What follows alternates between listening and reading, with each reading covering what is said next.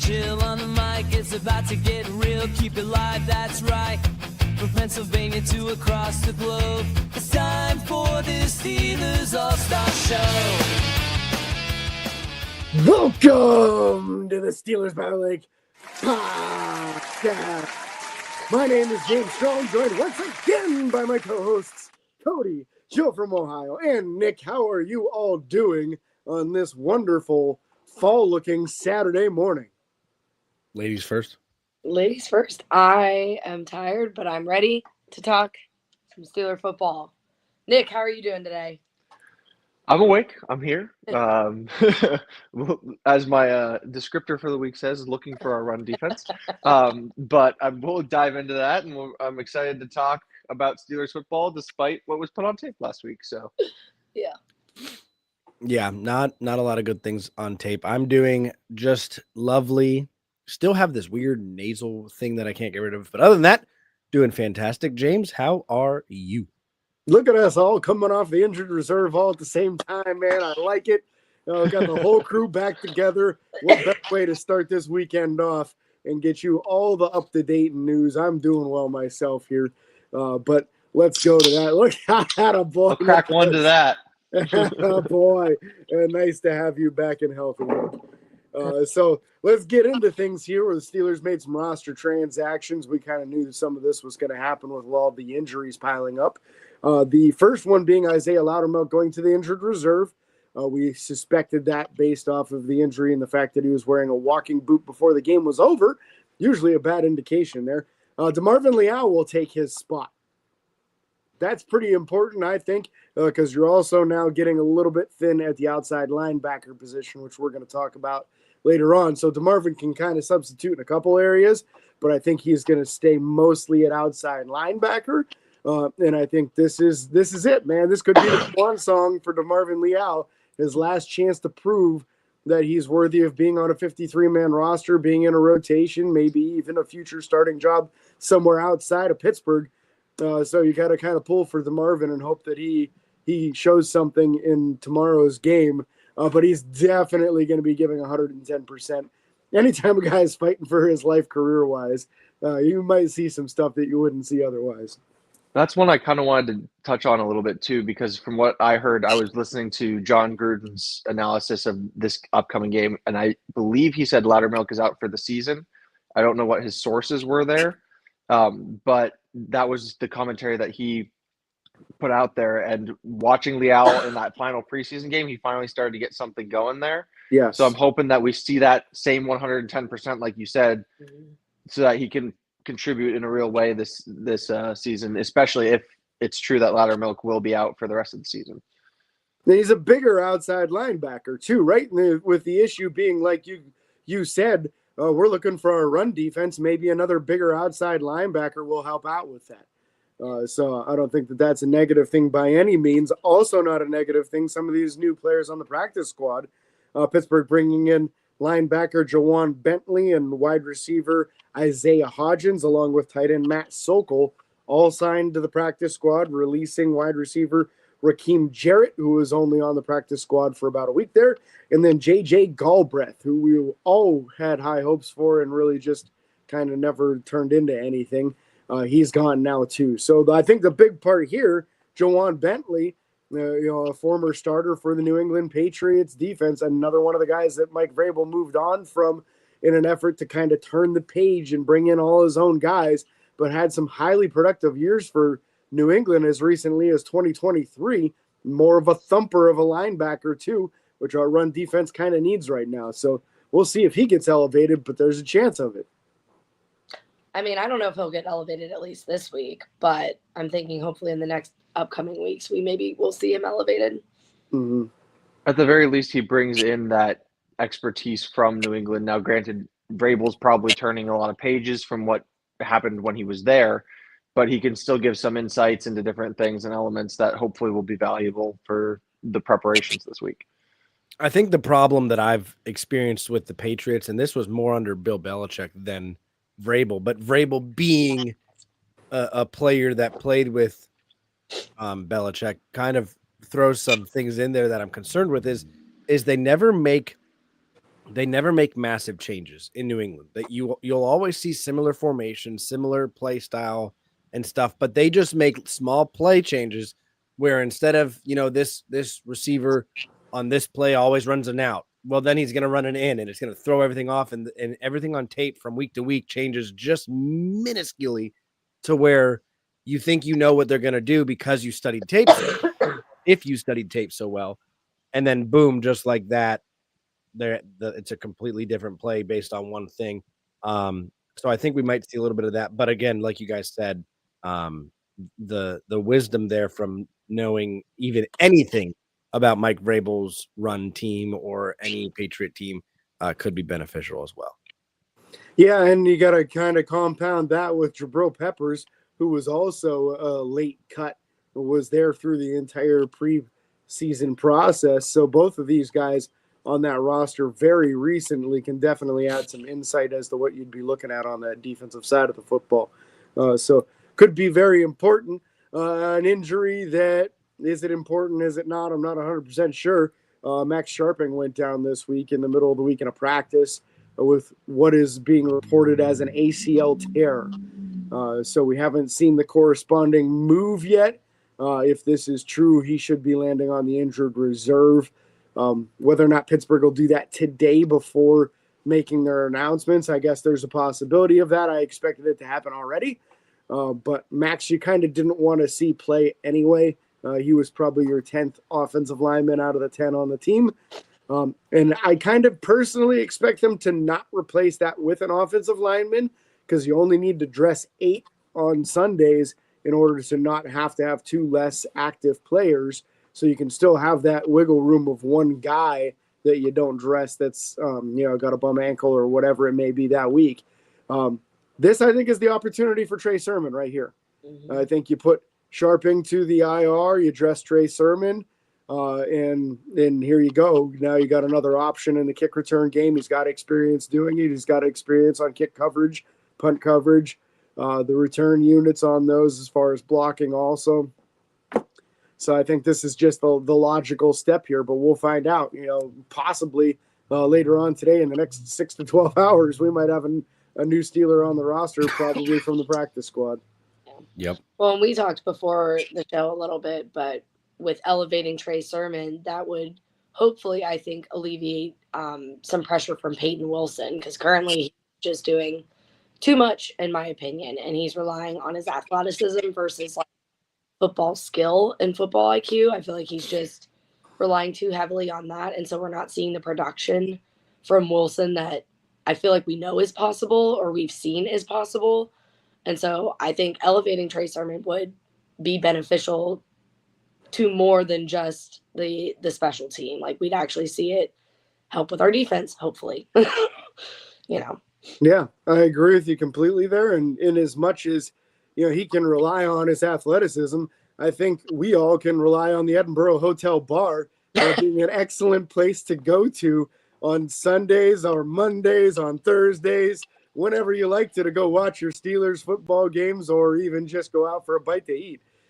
So programming on Steelers by the Lake podcast is underwritten in part by the Edinburgh Hotel Bar, 100 Meadville Street in downtown Edinburgh, providing a variety of lunch and dinner items daily and free buzzworthy trivia, pub trivia every Wednesday starting at 7 p.m. Details are available at 814-734-5103 or online at edinburghhotelbar.com. That is very true. Edinburgh Hotel Bar is a great place to go. I don't know if I'll be there for this week's game. I am making some buffalo chicken dip, so I might just try to save the contusion to the debit card and stay home. So, not a bad move, buddy. Speaking of contusions, let's talk about the injury report real quick. So James, I'll look at the Steelers team real quick. You have 3 players that I'm going to get out of the way. They have contusions to the birth certificate. That would be DK Metcalf, Darius Slay, and TJ Watt. If you hadn't heard us say the contusion to the birth certificate, that just means they're not injury related, resting because they're veterans. They're older. They're up there. They're good to go. They just need a break. So those 3 guys just got some rest days. Patrick Queen dealing with that oblique injury. full participant all week. Expect him to play. Joey Porter Jr. dealing with that hamstring injury, already listed as out, didn't participate all week. Deshaun Elliott with the knee injury listed out with not practicing all week. Alex Highsmith, ankle injury listed as out. Max Sharping, we just went over that knee injury, potentially going to the IR, but he's not playing this week. And then also Derek Harmon, he did was limited participation both Wednesday and Thursday, and fully participated yesterday, which is awesome. But he is listed as questionable. Yeah. My fear is this is a direct response to the lack of run defense we've seen, and we're going to rush him back, and he's going to have a bigger issue. Well, he said in an interview this week that he's 100% ready to go. He just needs to see how much they're going to throw on him load-wise, well, basically, they put me in on Sunday, I'm 100%, I'm ready to go, is what he's saying. Tell me any athlete or competitor that wouldn't say that because they want to play. Right. Well, we're also in the window of what was expected, 4 to 6 That's true. weeks. Yep. That injury was at least 4 weeks ago, if not 5 weeks ago. So we're right where we need to be on the normal healing time for it. I think Pittsburgh will play him, but just not much. It'll be frustrating because we're going to say, man, we really could use him more out there. But it's best for him and the team long term to ease him back into things. It might only be 10 or 15 snaps, and we're going to want to see more from him, but we will if that knee continues to progress and stay healthy. So more important that he comes out of this game as healthy as he went into it than anything else. Yeah, I can't wait to see him back on that field. I would much rather see them limit him this week and next week and then give him the full bye week to fully recuperate and then come back swinging the week after. So I'm fine with limited snaps, especially if we're like potentially rushing him back, like Cody was saying, because that's my fear as well, is that we're trying to get him involved too early, because I'd rather have staunch run defense for the rest of the year than have no run defense after he gets re-aggravated. So absolutely a concern there. Going to the New England side of things, they look pretty healthy, honestly. They got a lot of guys coming back from injury. If we look at the Friday injury report, Christian Gonzalez with a hamstring. I understand he has not played yet this season. He's listed as questionable. He was limited in practice all week. So there's a chance he does not go. Harold Landry has a foot injury but was full. Carlton Davis, an Achilles injury but was full, coming off of limited the day before. Linebacker Marte Mapu with a full participant, was limited the day previous. Fullback Jack Westover with a hamstring has been limited all week and is listed as questionable for the game. Linebacker Kaylavon Chason with a hamstring, a full participant, was limited previously. Their offensive lineman Jared Wilson with a thigh, a full participant. Morgan Moses with a foot, full participant. Both of those were limited previously. Christian Barrymore, not injury related. And Keon Wilness with an illness. I would expect both of them to go. Keon White, I'm interested to see him actually watch a game of him. I really was excited about him when he came out in the draft. So going to be interesting to see how he goes. I thought he would have been a real nice fit for Pittsburgh in a 3-4 defensive end scheme. Gonzalez is going to be the big ticket item there for sure. He has been lingering. He's been nursing that injury. I believe he was out all year last year with, I think, the same injury. And he definitely is a game changer for them. He is their top corner, and they've been struggling on that side without him there. Granted, we said the same thing about Seattle last week, but that kind of didn't materialize for us. So that's something that we're going to have to be able to attack. But again, if we can't establish the run on our side of the ball offensively, then that might be a little bit more difficult as well. I think that the biggest thing, Christian Gonzalez, like you said, is a massive injury. I don't think there's anyone on this list. I mean, obviously all the other guys were fully participated, but again, this isn't a massive New England Patriots offense or team in general. And we'll talk about that now. We'll transition over to talk about them. The biggest thing I'm concerned about is their offensive weapons. I mean, other than that, no, their defense outside of Christian Gonzalez doesn't super scare me with what they have, and especially with what we know our offense can do when they're moving on all cylinders or even some cylinders. But let's take a look at their depth chart real quick. They're led by quarterback Drake May. The big thing here for us Steelers fanatics is backed up by Josh Dobbs. Josh Dobbs is a very intellectually smart man. There are many times where he's helped Ben see things on film and on the sideline during games because of just how his brain works. And Ben's given him credit for stuff in the past. So, and he knows Pittsburgh. He does. Well, yeah, a little different now. Just the same thing with Mike Vrabel and stuff. It's different coaching, but yes. The wide receiver room is led by Stephon Diggs. They also have Demario Douglas, Kayshawn Boot, and Mac Hollins. Mac Hollins is the guy that scares me from the bench aspect of it, or from the They also have Kyle Williams as a rookie that was pretty highly touted in the draft as well. Yep. And the one making a splash early on, Efton Chisholm, which is a guy that I was really impressed with through the draft process. Running back Ramondre Stevenson and Antonio Gibson. Trayvon Henderson is listed as their third string. I believe Gibson handles a lot of special teams return duties. He ripped a 90-yarder for a touchdown last week against the Dolphins. So Gibson's used more in the special teams area, whereas Ramondre and Henderson are more of the 1-2 punch there, with Gibson providing some relief if they need it. Jack Westover being the fullback. I don't know how much they use fullbacks. I haven't seen that. And then really the honestly scariest thing on this offense outside of Stephon Diggs, Hunter Henry and Austin Hooper being their tight end combo is actually kind of scary. And then you look at the offensive line from left to right. Will Campbell with Verderian Lowe backing him up. And then you got Jared Wilson, Garrett Bradbury, Mike Onwenu, and Morgan Moses. So that offensive line will give them time. That offensive line is fairly decent, but our defensive front should be able to handle that. Like on paper, we are talented enough to destroy that, even with some backups in. So keeping that in mind. Anything you guys else want to talk about on offense before we transition to the Patriots defense? Yeah, the O-line there, Will Campbell, the highly touted, I think he was the first round pick for them, the offensive tackle there. Michael Onwenu, the guy that I had a draft crush on him years and years ago, early Steelers by the Lake.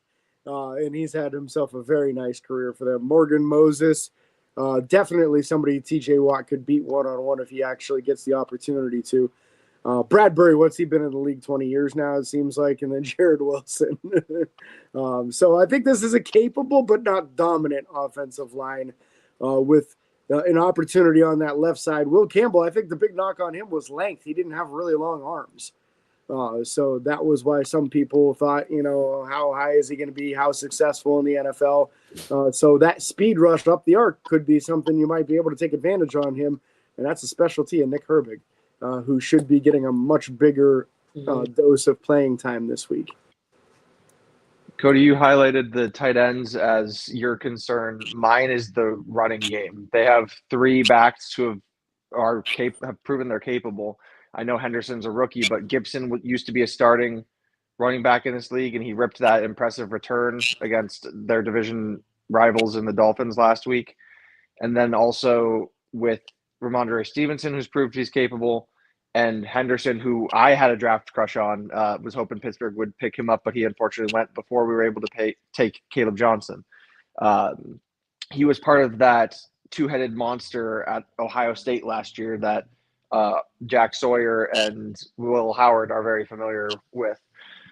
And to see those guys go out and do what they did last week and to see what we've been doing against the run thus far, that's really what worries me the most on this offense, even though I still think that the receiving core they have there is solid as well. So it's going to be an interesting matchup for sure, one that I'm not sure I'm super positive about in terms of the run game.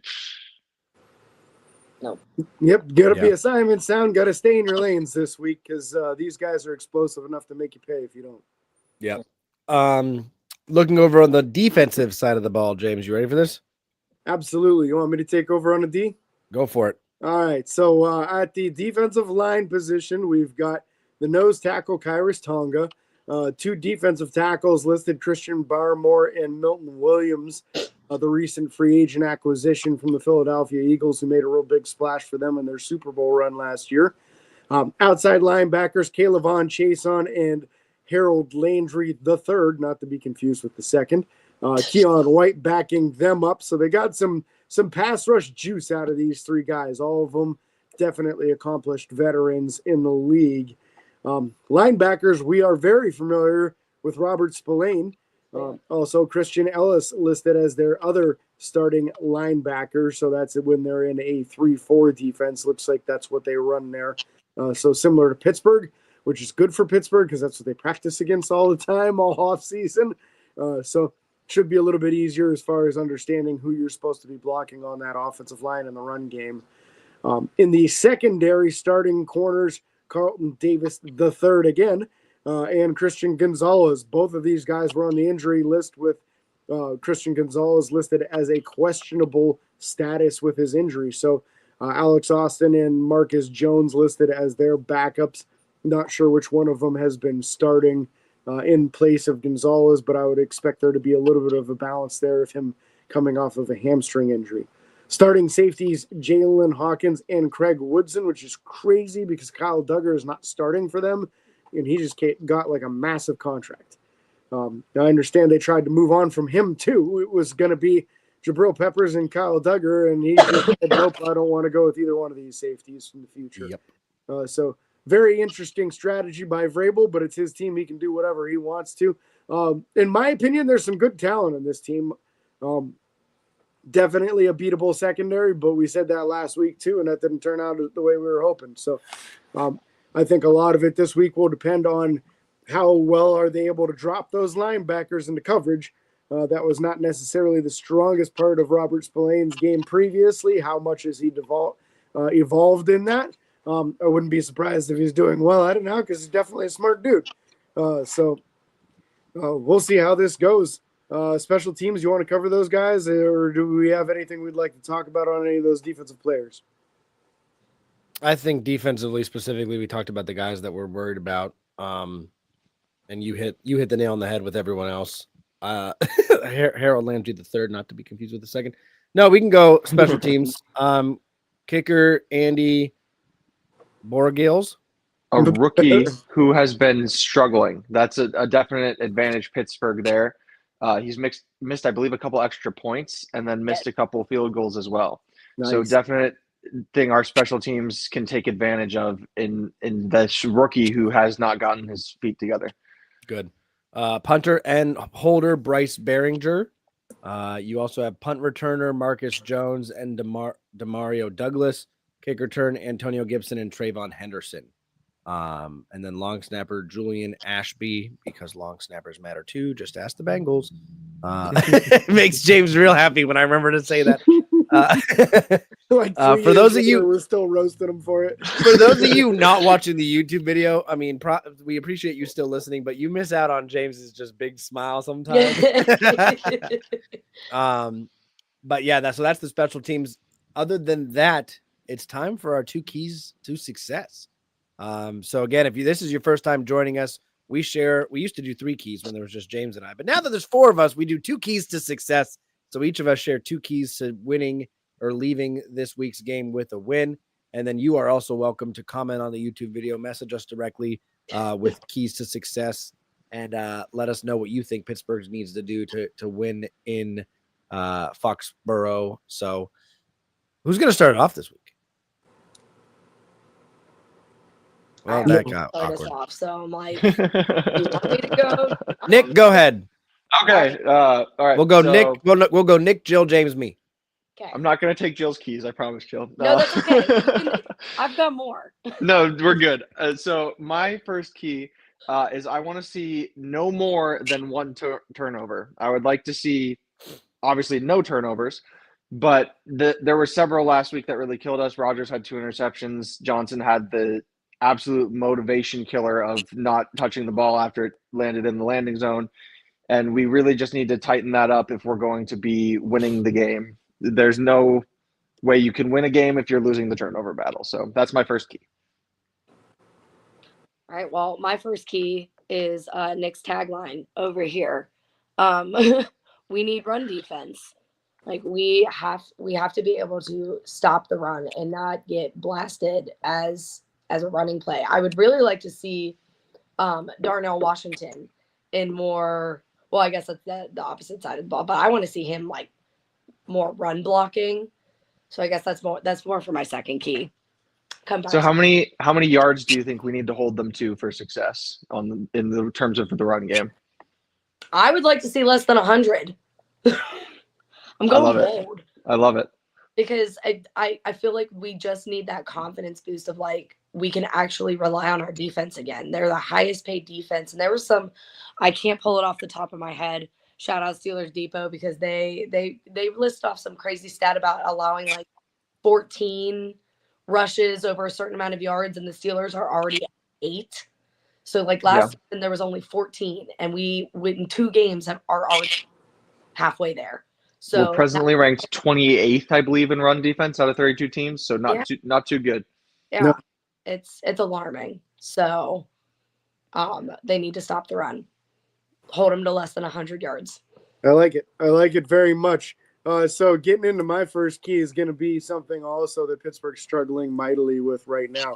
And we got to turn it around.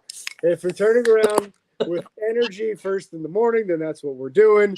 But we got to make sure these guys are properly motivated. One of the things Pittsburgh has been very good at in previous years, but is atrocious and one of the worst in the league at this year, is allowing 20-plus yard plays. They're just letting them up nonstop, and I think some of this comes back to the safety room and the fact that Deshaun Elliott's out. You moved on from Minka Fitzpatrick. You got Juan Thornhill and Chuck Clark back there. It's just a downgrade from what you're used to in previous years in that room. So one of my keys today is going to be 2 or less 20-plus yard plays on the entire game. Let's keep everything short and in front of you. Then you got a better chance of making big plays, turnover, stops, bigger hits, and keep things under control and keep the score down that way. So 2 or less 20-plus yard plays allowed is my first key. I like it. I like that a lot, James, especially because if you look at the film from those last 2 games, both the Jackson Smith and Jigba touchdown and one of the Garrett Wilson touchdowns were the exact same play, exact same coverage, Brennan, the exact same way. So if we can get that to stop, that would be great. I'd like not go for 0 for 3 on that. So yeah, because they're going to try it. Yeah. Well, New England is going to run that play. Yeah. Who wouldn't? Yeah. After watching us fail miserably 2 weeks in a row, I would do it too. Yeah. My first key to success is going to be kind of the opposite of Nick's. I want to see all the turnovers, but I want to get them. I want Pittsburgh to defense to stand up as the number 1 paid defense in the league and take some initiative and go out and get the ball for the offense. Put them in good field position, give us more opportunities to score. I want to see Pittsburgh leave this game with 3 takeaways, excuse me. But actually score or like get points with the takeaway. Listen, give me 3 field goals off 3 turnovers. I'll take that. That's 9 points. Okay. I'll take it. Okay. But get me something. Well, I get mean, our serial killer kicker out there. Right. I'm like, we have our turnovers, but then we don't produce when we get the turnover. So Yep. I need. It is. I'm up again, aren't I? You are. You do this every time, Cody. Stop giving Cody forget. the turn. Yeah, we got to stop giving me this turnaround thing. It happened to me last week, Cody. So I get it. I'm gonna say, and this has been a big one for years now, but I'm gonna stick with it. It's more now so than ever. I want to see Pittsburgh get these tight ends involved. I want to see every single tight end on our team, maybe except for Connor Hayward, with a reception, with at least a target. Like, give me something. And realistically, I would like this tight end group to get us over 100 yards receiving this game combined. I think that would be amazing. I like that. that. I don't disagree with you, Cody. I think the problem right now is the only tight end we're really targeting is Smith. I mean, Muth's been involved a little bit. Well, Muth had that drop last week. It would have been a massive gain. Right. Yeah. And Jonnu's been, I believe, our most targeted guy on the roster, but he's only gotten 41 yards out of it. So if you're only targeting the one guy, they're going to start knowing who to cover. So got to spread the ball, like you said. So that brings it back to me then for my second one. And I'm going to switch from the defensive side to the offensive side here in kind of a similar mode to Cody, but a different room. I'm going to say what I'm looking for a key to success is big play DK. So I want to see DK get the ball a lot in this game. I would like to see a 100-yard receiving performance out of DK. I think the possibility is absolutely there. I don't think New England is going to double him, although that was a strategy that we always saw with Bill Belichick. I don't know that that's something that Mike Vrabel is going to employ. And honestly, DK probably didn't scare anybody after last week. So if there's a week that he's going to get one-on-ones and the ability to really show off again, I think it's back to this week. So I'm going to say 100-plus yard receiving performance from DK. I like it. I like that. I think my second key to success, I am also going on the offensive side of the ball, and I'm sticking with my theme of the run game, because we actually have to establish a run game. I feel like Pittsburgh's identity, a big part of that is a run game, and we don't have that. So I feel like cylinders are falling off. We're like going away from like our true core. But I think a big key to that, which I already said, is getting Darnell Washington in more run block situations, but then also kind of tying in with Cody is actually target him. Because I think if he goes in with every run block, they know what's going on. So they won't gang out, like we won't double team him or anything. But if you utilize him or you're run blocking him, but then you're getting a short yard, like, because we could use him for the run block, run for 6 or so yards, then you've got a short yard situation where you could target him. He gets 4 yards simply by falling forward. Yeah. But it'll keep the defense on their toes. And I just think it'll utilize him for the mountain of the man that he is. Mm-hmm. So, Yep, Pittsburgh has a 60% run rate as far as successful run rate with Darnell Washington on the field, which it's 50% with Pat Freiermuth, 42% with Jonnu Smith. So definitely a key to success there. I could not agree more. Yeah. So I'm going to kind of go in the same vein as Jill, but just branch off a little bit here. I also want to see us establish the run game here, but I want to see us feed Jaylen Warren. I don't understand the love affair with Kenny Gainwell. Nothing against the man, but we've paid Jaylen Warren to be a feature back. We have him for the next 3 years, and we're not using him like a featured back. And I would like to see his targets in the passing game increase, but I would also like to see his touches increase. I would like to see him have that 3-down back kind of workload for now. And we saw him rip that amazing run against Seattle, and I want more of that. So I want to see Warren get at least 15 touches in the game, preferably more. I like it. I like that a lot. Awesome. Awesome. You know what that's going to lead us to, guys? Time for score predictions. Score predictions coming off of a loss. Sometimes that's a little bit difficult to tighten up and predict your favorite team to win. Sometimes a realism sets in and you're a little bit more pessimistic about the outcome of the next game. So what do we got? What are we thinking here? Let's start with Cody. Oh, this is great. I love this for myself. That's what he was hoping for. I think this is going to be a closer game than I want it to be. I'm tempted to even give Pittsburgh a loss. But I'm going to say 2017 Pittsburgh. Ooh. Not the year, the score, 20. I don't know. I might want to go back to 2017 Pittsburgh. Nick, you want to go next? Sure. I also think it's going to be a tight game, and I'm going to give in to the temptation. I'm going with 24-17 New England. Prove me wrong, Pittsburgh. Please prove me wrong. 24-17 New England win. Got it. Jill? I, unfortunately, am going to go 2017, but I'm going with New England. Oof. Yeah. All right. that brings it to me, and I guess that means I gotta kind of bring this back around here, guys. I don't like the direction this is going, so I Neither do completely understand the skepticism, and honestly, Pittsburgh's given us plenty of reason to have that skepticism. I think Pittsburgh gets it back on track this week.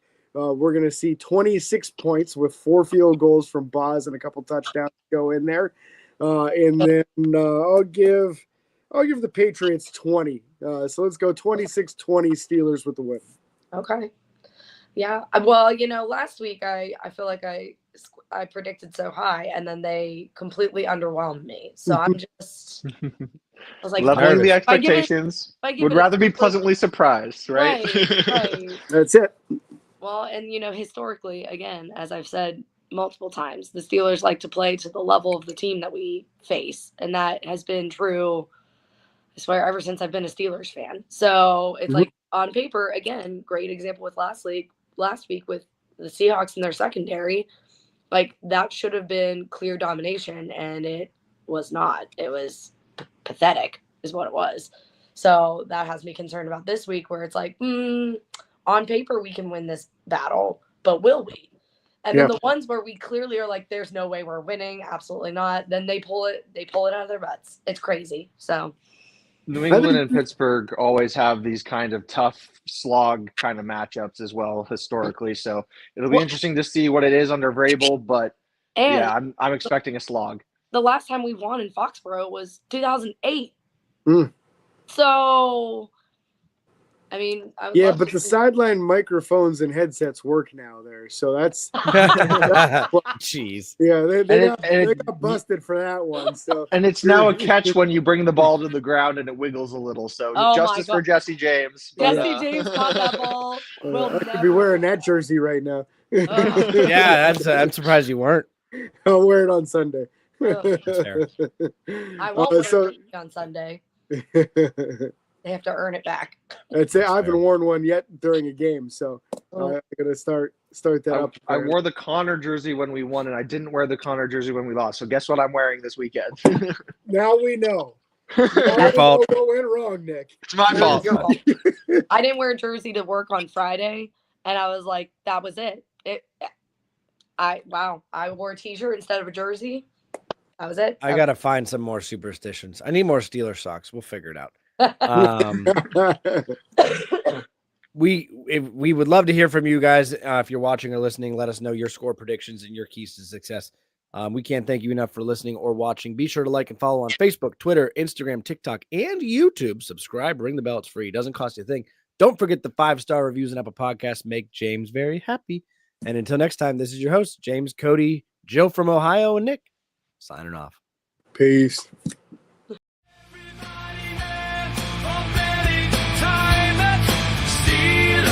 By the lake, now it's on. I'll wait for you, I'm getting tired. Steelers by the lake, now